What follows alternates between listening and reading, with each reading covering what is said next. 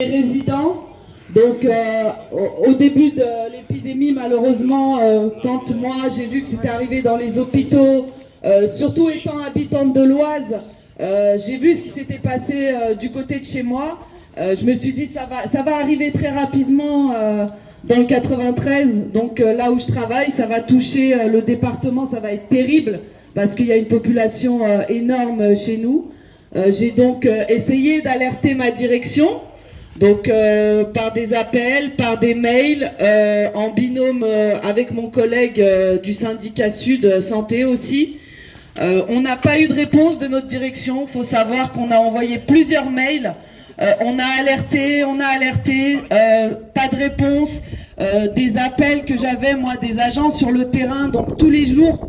Je vous cache pas que j'avais au moins 10 appels par jour.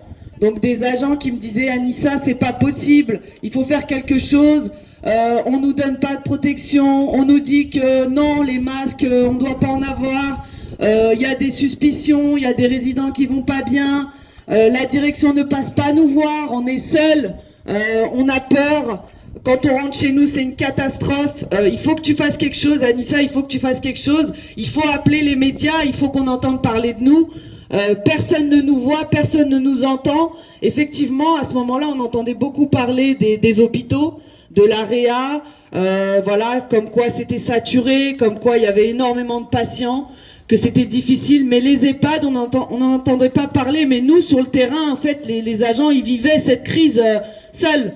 Donc, effectivement, ils ont été très, très solidaires entre eux. Moi, je vous cache pas qu'au départ de l'épidémie, comme je viens de vous le dire, habitante de l'Oise, j'ai été placée en cluster, en village cluster. Donc tout ça, j'ai dû le faire de chez moi, via les appels des agents, via les appels de mon collègue aussi, qui lui était sur le terrain et qui a été là pendant toute la crise. Donc quand j'entends la direction m'accuser de diffamation, que tout était beau, que tout était magnifique, qu'il n'y a eu aucun souci, je trouve ça inadmissible. Pour ma part, aujourd'hui, je n'aurais pas dû être convoquée. Je ne mérite pas de passer en conseil de discipline. J'ai fait simplement mon travail d'élue, de représentante pour protéger. Voilà, je n'ai voulu que protéger. J'ai paniqué parce que je me suis dit, mais c'est pas possible, ils réagissent pas en fait.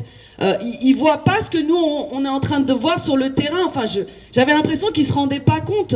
Et on me disait oui mais l'ARS a dit que l'ARS a dit oui, mais au bout d'un moment vous voyez ce qui se passe sur le terrain. Donc même si l'ARS dit certaines choses, prenez des décisions en amont, essayez de rassurer les agents. Ce qui a manqué ici, c'est surtout la communication. La communication, les agents ils avaient besoin d'être rassurés. C'est pour ça que dans un des articles j'ai dit que effectivement sans la direction, voilà, c'était les soignants en fait qui avaient géré la crise. Voilà, c'était les soignants vraiment, le personnel administratif qui a été là aussi, la lingerie, la cuisine, les services techniques, parce que tous ces gens-là aussi on les oublie, mais ils ont été là, ils nous ont soutenus. Voilà, on a eu, je vais le dire parce qu'on m'a reproché, et en fait la direction se cache derrière un membre de la direction, c'est le directeur des services techniques, qui lui a été là, mais il a porté la crise tout seul en fait.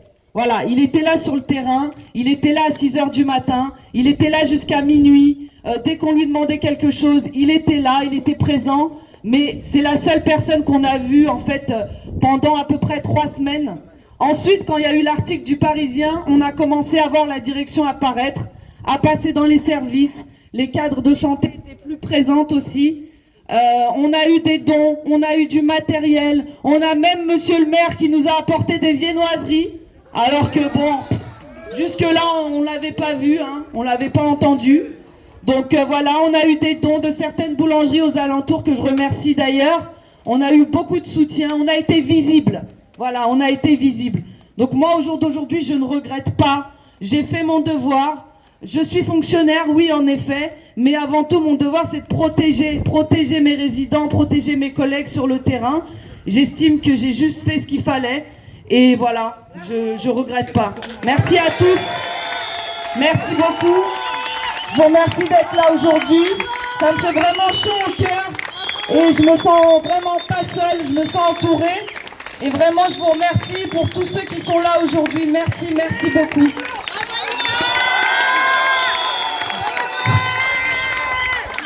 Oui, effectivement. Bah, merci à Anissa et merci à...